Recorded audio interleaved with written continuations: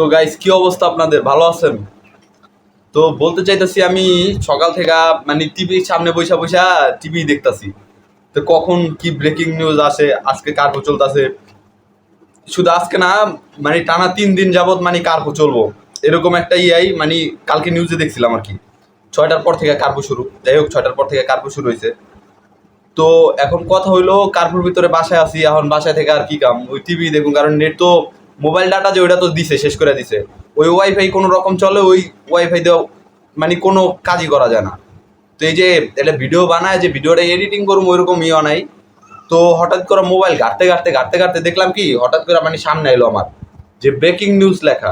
তো ব্রেকিং নিউজে লেখা আছে যে দেশ ছাড়লেন হাসিনা, না শেখ হাসিনা সরকার দেশ ছাড়লেন, যাই হোক একটা লেখা ছিল।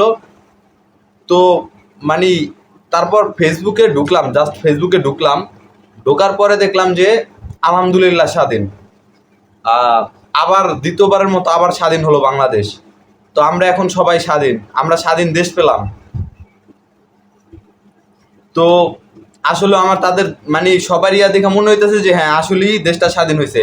মানে কিরকম এখন নিজের কাছে মানে জানি কেমন লাগতেছে, হ্যাঁ আমরা এখন স্বাধীন। যে আবু সায়েদ ভাই, ঠিক আছে, আবু সায়েদ ভাই, তারপর হচ্ছে মুগ্ধ, এরকম আরো অনেকে আছে, নাম না জানা অনেকে আছে যাদেরকে মাইরা মাইরা টাল করে রাখা দিছে। অবশেষে তাদের তাদের যে ইয়াটা ছিল, আমরা এখন স্বাধীন, তাই না? এখন আমরা অবশেষে স্বাধীন হলাম। তো মাত্র আমার একটা বড় ভাই ফোন দিছিল, এই কারণে ভিডিওটা ওখান থেকে স্কিপ করা লাগছে। তো সে আমার ফোন দিয়ে বলতাছে যে তুমি কোনো নিউজ দেখছো? আমি বললাম যে হ্যাঁ, আমি একটা ব্রেকিং নিউজ দেখছি, ওখানে লেখা ছিল যে হাসিনা দেশ ছেড়ে পালাইছে।